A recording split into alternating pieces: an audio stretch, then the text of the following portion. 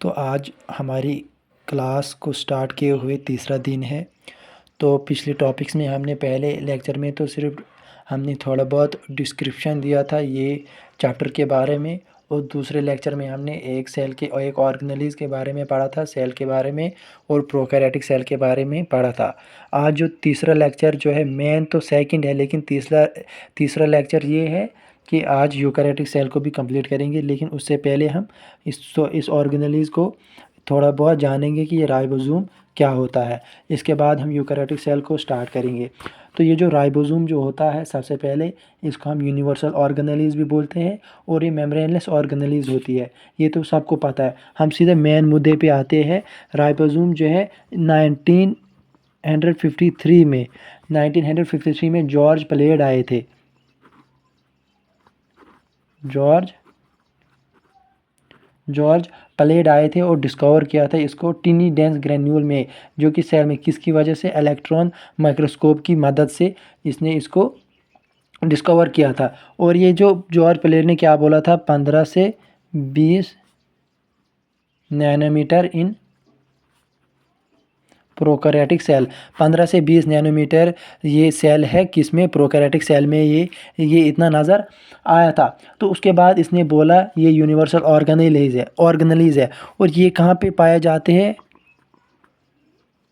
Found in both prokaryote and eukaryote. तो इसने बोला ये जो राइबोसोम है ये दोनों जगह पे पाया जाता है, प्रोकैरियोट में भी और यूकैरियोट में भी। लेकिन प्रोकैरियोट में जो होता है ये 70S का होता है। प्रोकैरियोट में कितने एस का होता है, 70S का होता है। और इसमें जो लार्जर सब यूनिट जो आता है, इसमें 70S में लार्जर सब यूनिट जो होता है 50S का होता है।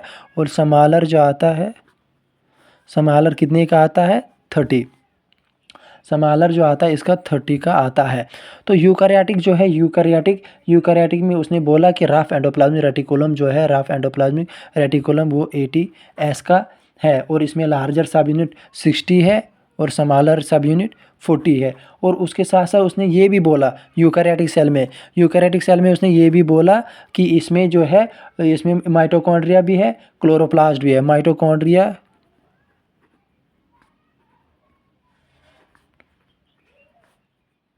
एंड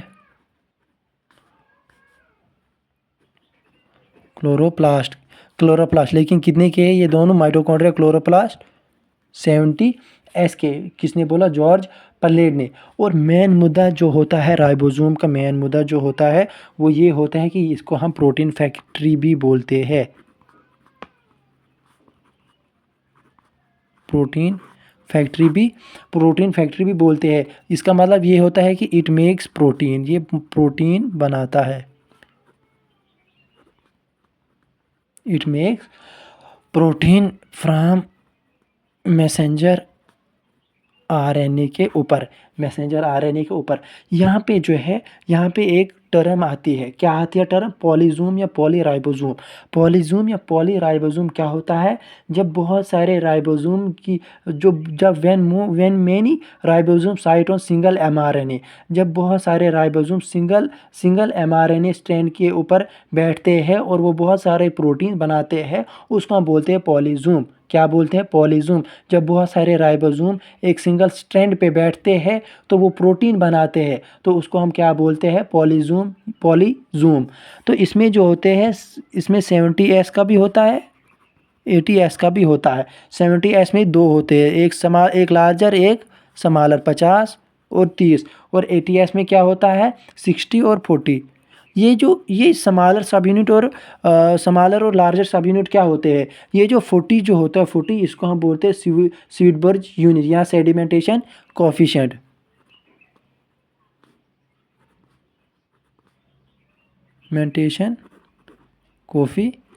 बोलते हैं इसको। ये सेडिमेंटेशन कोफिशिएंट क्या होता है, ये इनडायरेक्ट मेजर करता है डेंसिटी एंड साइज को, मतलब सिर्फ वेट को नहीं करता है। सेडिमेंटेशन कोफिशिएंट हम उसको बोलते हैं जो इनडायरेक्टली मेजर करता है डेंसिटी और साइज को, बट सिर्फ ना इसको वेट को नहीं करता है। राइबोसोम का मेन मुद्दा जो होता है, अगर कोई पूछे कि फंक्शन ऑफ राइबोसोम क्या होते हैं, तो इसका मेन मुद्दा जो होता है, राइबोसोम जो होता है ये हेल्प कराता है ट्रांसलेशन। राइबोसोम्स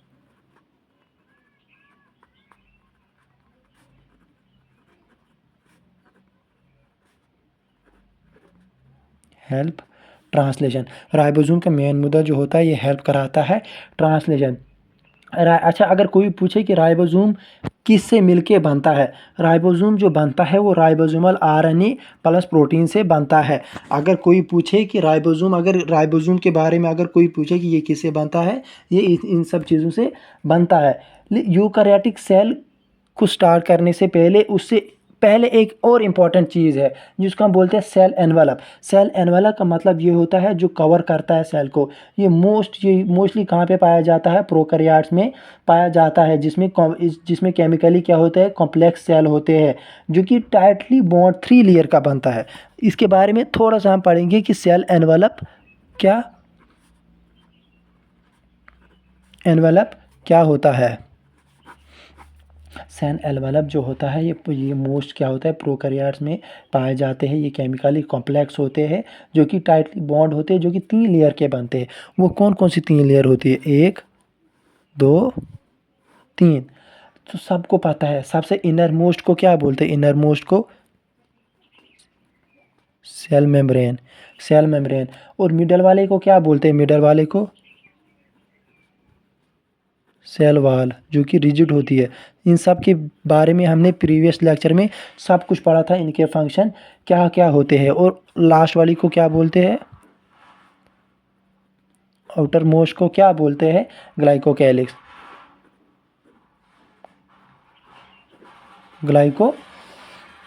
ग्लाइकोकैलिक्स, इन सब तीनों से मिलके क्या बनता है हमारे पास, सेल एनवेलप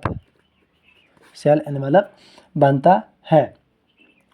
तो ये इनका इनका सेल वाल का मकसद क्या होता है, सेल मेम्ब्रेन का मकसद क्या होता है, और आउटर मोस्ट ग्लाइकोकैल इसका मतलब क्या होता है। सिर्फ मैंने इतना बोला, इनके बारे में हमने प्रीवियस चैप्टर में पढ़ लिया है कि ये क्या होता है।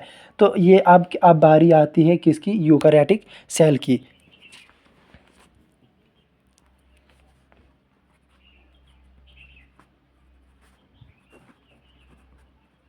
यूकैरियोटिक सेल, यूकैरियोटिक, दो वर्ड निकलते हैं यहाँ से, यू यू यू और कैरियोटिक। यू मतलब ट्रू, और कैरियोटिक मतलब क्या होता है, न्यूक्लियस। कैरियोटिक मतलब न्यूक्लियस।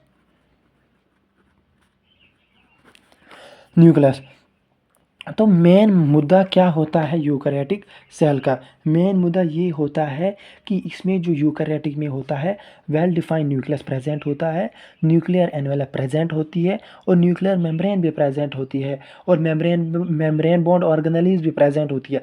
मतलब इसमें यूकैरियोन मतलब ट्रू न्यूक्लियस इसमें पाए जाते हैं।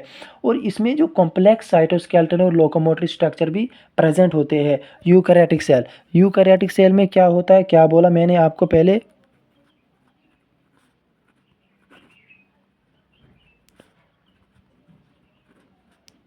वेल डिफाइंड न्यूक्लियस प्रेजेंट होता है,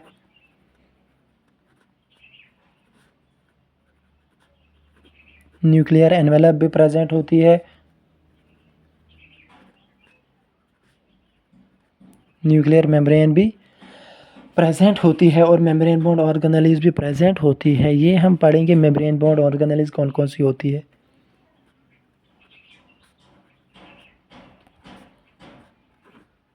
ऑर्गेनेल्स भी प्रेजेंट होती है। और इसमें जो मेन मुद्दा जो होता है ये है, मेन मुद्दा क्या होता है ये है जो मैं आप बोलने जा रहा हूँ। ये जो होती है कॉम्प्लेक्स साइटोस्केलेटन होती है, साइटोस्केलेटन, ये क्या होती है, कॉम्प्लेक्स साइटोस्केलेटन। और क्या होता है,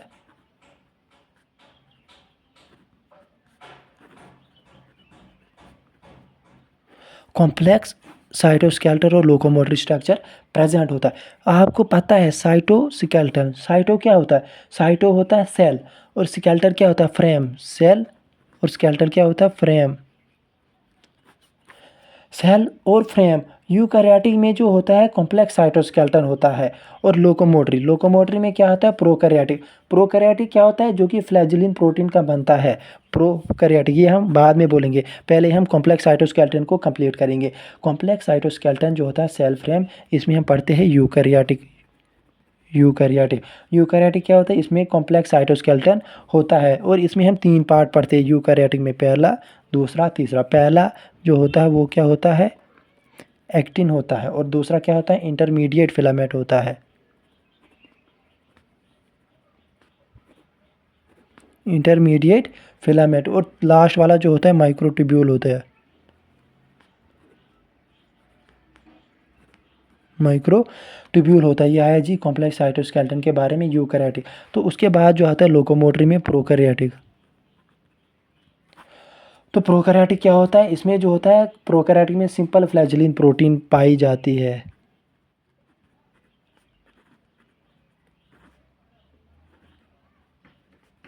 सिंपल फ्लैजेलिन प्रोटीन। और यूकैरियोटिक में क्या होता है, यूकैरियोटिक में कॉम्प्लेक्स ट्यूबुलर प्रोटीन होती है।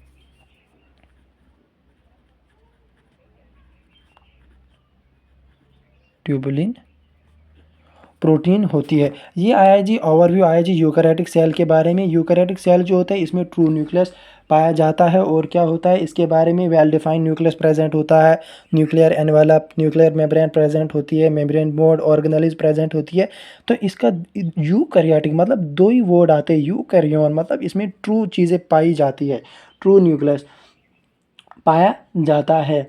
तो उसके बाद हम पढ़ते हैं सेल मेम्ब्रेन के बारे में। सेल मेम्ब्रेन के बारे में मैंने कल ही बोला था। इसके बारे में अगर हम बोलेंगे कि इसमें जो 1950s में डिटेल एनालाइज किया था, जिसमें कि सेल मेम्ब्रेन को सेल मेम्ब्रेन जो कहाँ पे मिली थी, सेल मेम्ब्रेन जो है इरिथ्रोसाइट्स में मिली थी, किस में, आरबीसीज में, और मैच्योर मेमेलियंस में, गोश्त सेल में, सब के इसमें एडवांसमेंट इलेक्ट्रॉन माइक्रोस्कोप के बारे में बोला गया है, और इसको बोला गया है कि ये सिलेक्टिवली परमिएबल होता है। मतलब सेल मेम्ब्रेन, सेल वॉल, इन सब के बारे में मैंने पिछली वीडियो में डिस्कस किया था। अब जो मेन टॉपिक जो आएगा इसके बाद वो आएगा प्रोटीन के बारे में और लिपिड के बारे में। ये क्या है, प्रोटीन क्या है, लिपिड्स क्या है, सेल वॉल के बारे में हम फुल डिस्क्रिप्शन पढ़ेंगे कि सेल वॉल क्या होती है। और मेन मॉडल जो होता है fluid mosaic model, main topic जो है अब आगे आने वाला है। मेन मुद्दा जो आज का था वो यूकैरियोटिक सेल था। यूकैरियोटिक सेल के बारे में हमने इतना पढ़ा, और एक मेम्ब्रेन बोर्ड ऑर्गेनेल्स के बारे में भी पढ़ा, राइबोसोम के बारे में भी पढ़ा, और यूकैरियोटिक सेल में सिर्फ इतना ही है as compare to 11th-12th class. सिर्फ ये बोलना है कि इसमें ट्रू न्यूक्लियस पाया जाता है। पहले स्टार्टिंग लेक्चर में मैंने बोला है कि कौन कौन सी वो मेम्ब्रेन बोर्ड ऑर्गेनेल्स प्रेजेंट होती है, और क्या क्या होती है, और क्या क्या उनके फंक्शन होते हैं। तो आज के लिए इतना ही था। आज हमने प्रोकैरियोटिक और यूकैरियोटिक का डिफरेंस कंप्लीट कर दिया, बस यही था।